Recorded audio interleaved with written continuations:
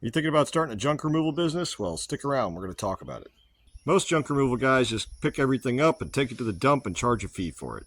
But that's a waste. There's a lot of stuff in there to recycle, resell, and do other stuff with. Oh, that's my buddy's GMT 800. He wants me to mention it in a video. So there it is. He loves that truck. Allow me to share the smart way with you to run a junk removal business. And it's not picking up construction and demolition debris. And it's not picking up yard waste, and it's not picking up trash bags, because those all have to go to the dump in some way, shape, or form, and you're going to have to pay for the tonnage. The best way to do junk removal is to remove junk, not trash. Let me explain, and stick with me for the video, and I'll tell you all about the best way to make $500 to $1,000 a week out of the junk removal business, or possibly as much as $500 to $1,000 in a single day. And contrary to popular belief, you don't need a super fancy brand new truck that costs $90,000 in order to do a junk removal business. You also don't need $12,000 trailers or $35,000 trailers to get started. If you're going to stick in it for a really long time, yeah, those would be a good idea. But if you're just getting into it and you just want to get your feet wet, you can buy an old box truck like this one. Mine's a diesel. I would recommend a diesel. Mine's a diesel, and I think I paid under $2,000 for this truck. And I'm a mechanic, so I was able to do a little bit of work to it. But all in all, it ran great, just needed some brakes work. So you don't have to have a $40 million truck to make it work.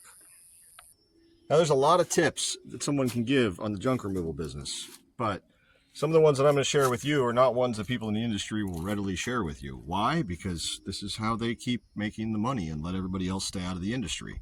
So follow along for a few minutes. Follow. Man, I can never speak in these videos, can I?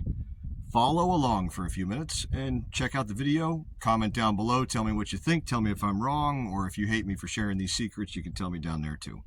By the end of this video, you should have a good idea of what the startup costs are, what you need, how much money you can make, and what you're going to do to make that money and find those clients.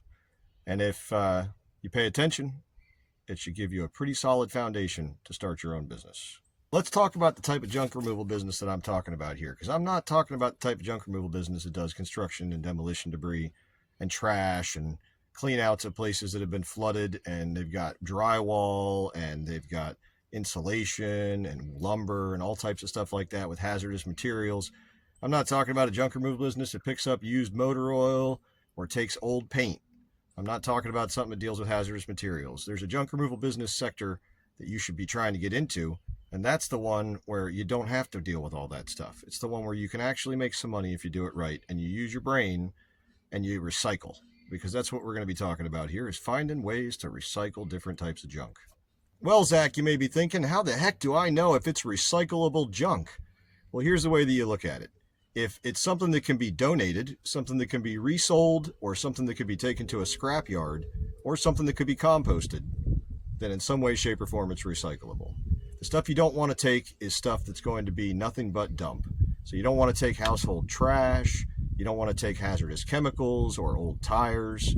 Basically, you want to make sure you're getting things like couches and dressers and TVs and computers and knickknacks and boxes of stuff that have been stuck in the garage for 30 years, old equipment that people left behind when they were move-outs, things like that, things that are resellable, either at a thrift store or at a swap meet or on Facebook Marketplace or eBay or something like that.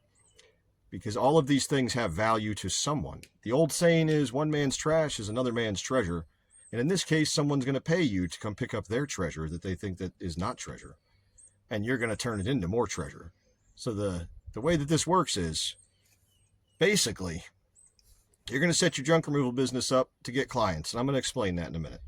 And you're going to set your junk removal business up to where you go to a certain number of clients in an area on a certain day. And you're going to charge a low entrance fee or no fee, depending upon how you want to run your business.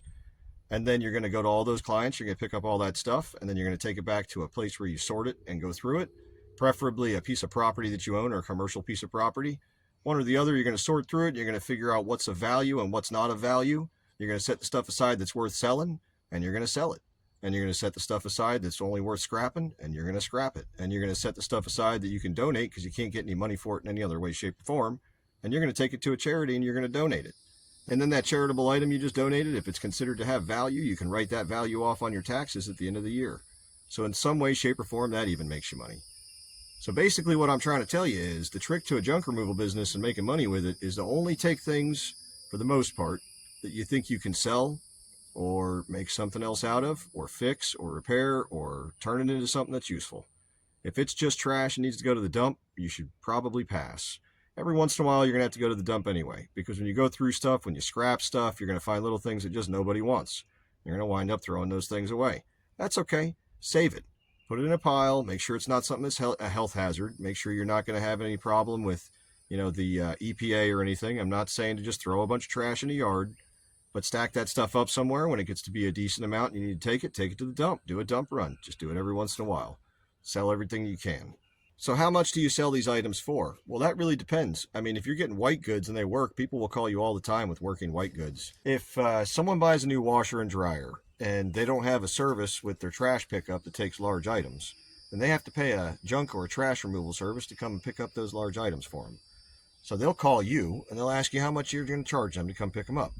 And you're going to have a minimum fee, and your minimum fee is going to cover your fuel, and it's going to cover some of your time. I tell everybody a good rule of thumb is to figure out what 2 hours of your time is worth. And even if it's only 20 minutes away, 2 hours is your minimum. If your time is worth $30 an hour, your minimum pickup is $60 plus gas.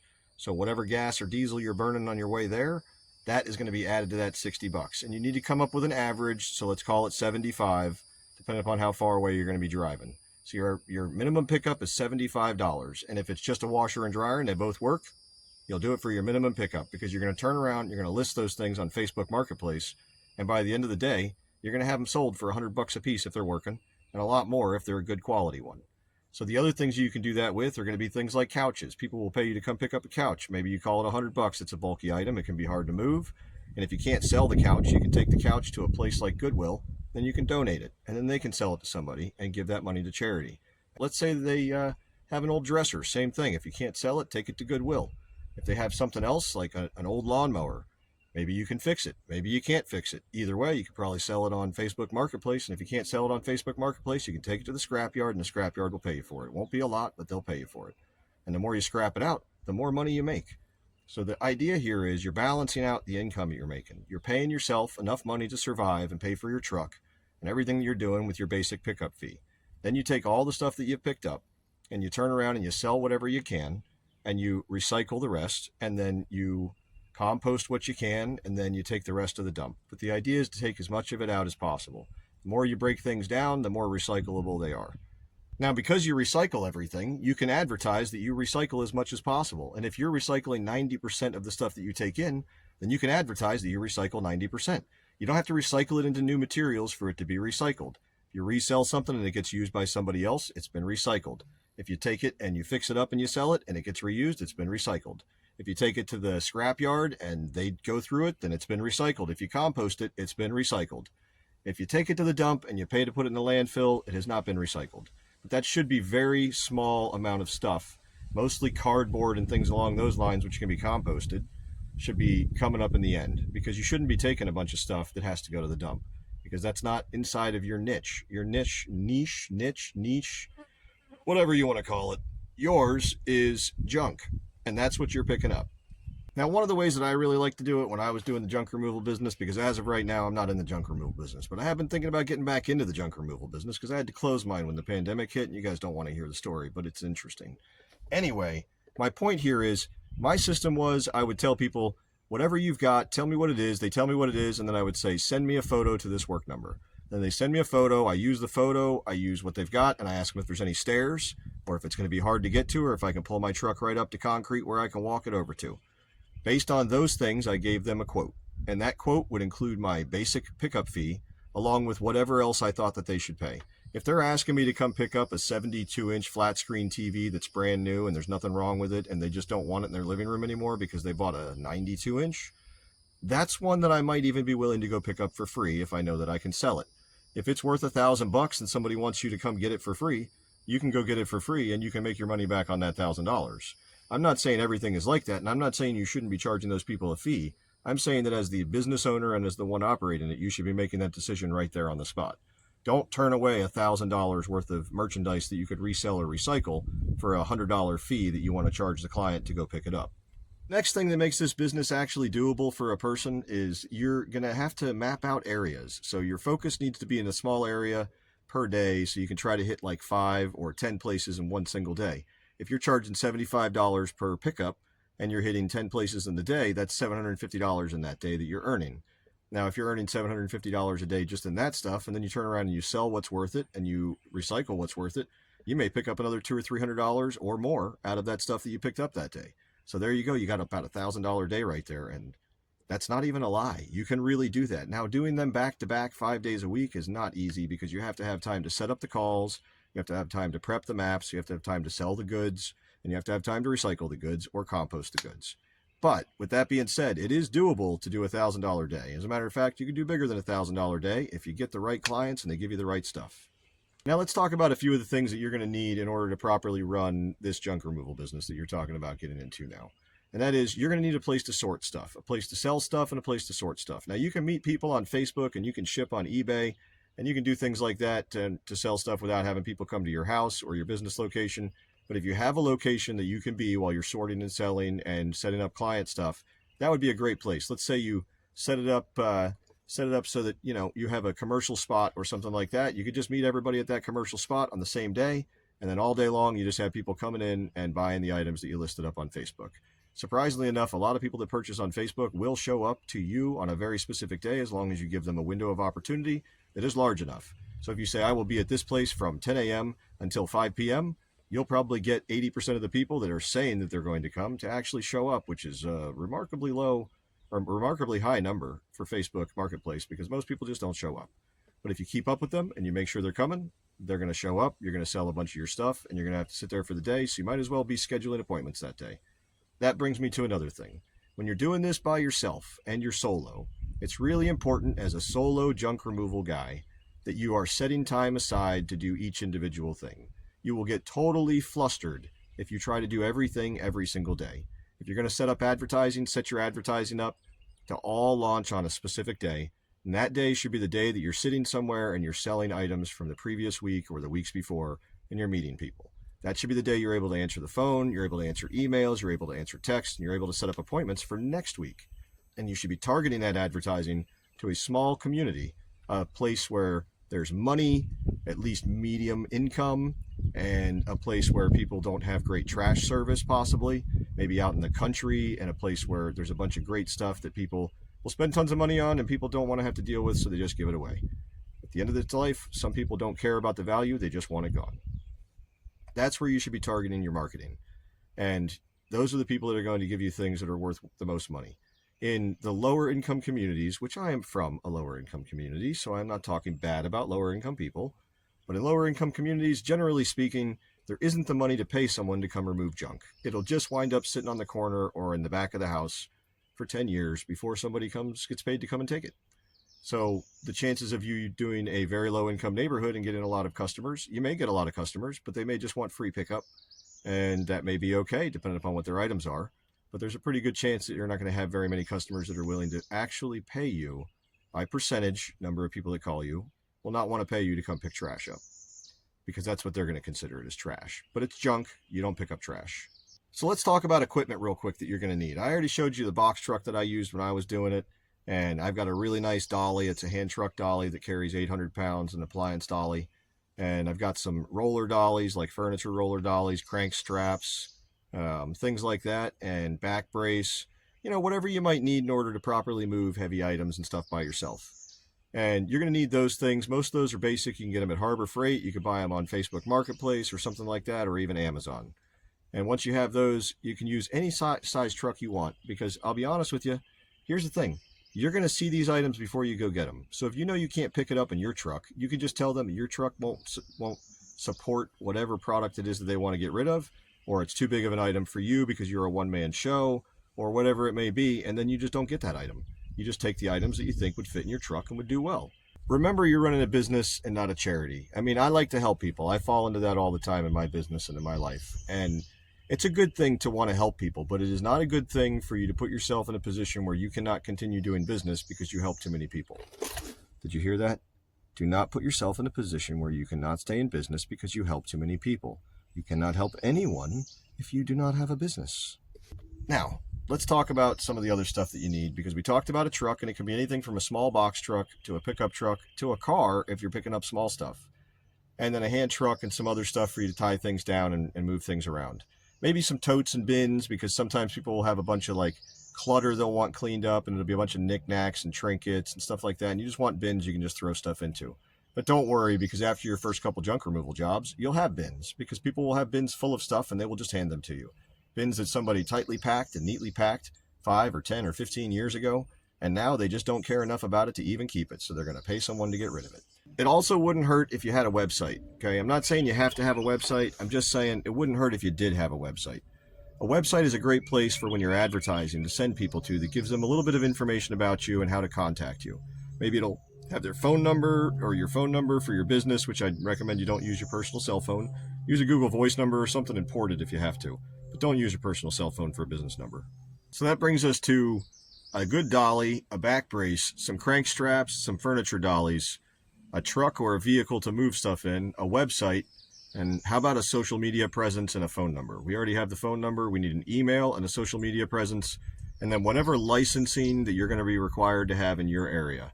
Some places will require you to have a trash removal permit or certificate or something along those lines, plus a corporate charter, possibly, or an LLC. Those are the things that you're going to have to find out in your area, because every area is different. But once you have those things, you could start the business, and then you advertise a little bit, draw people into your website, do it by region. Make sure you're setting it up in small areas. Use zip codes or something in order to be able to pick up on a lot of people and advertising in one small area.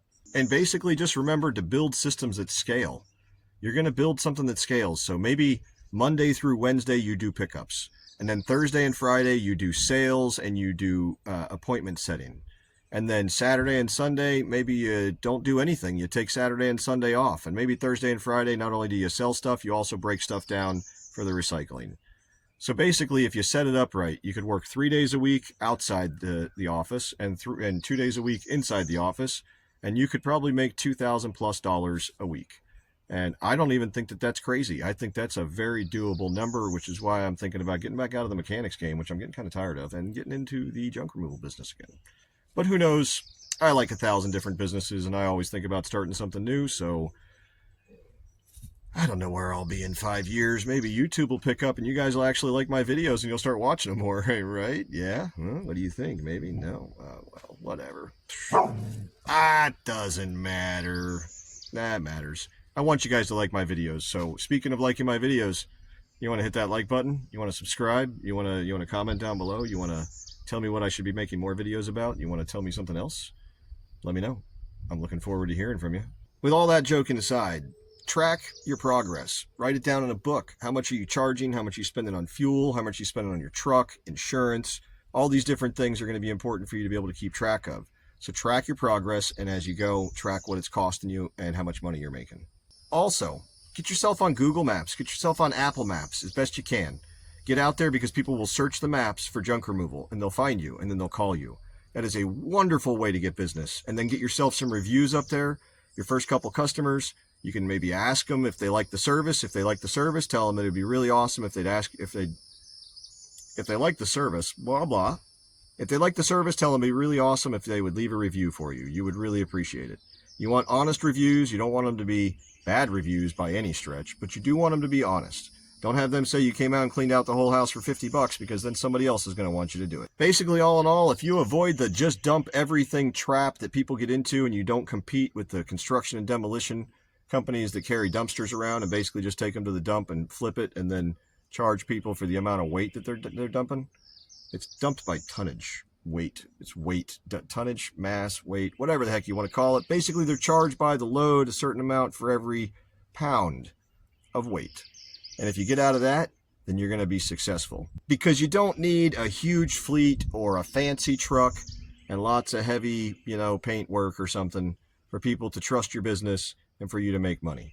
So get out there and go make some money. Make yourself some spreadsheets, figure out what your costs are going to be, and start that business, man, because the only way that you're going to succeed in the future is if you get ahead of the times right now. And small businesses, they may be the bridge between now and the future. That's about it for now. Thanks for watching. Like and subscribe. If you got some specific comments or questions about this video, please let me know down below. I try to answer every single comment. Y'all have a good day. Talk to you next time. Peace out.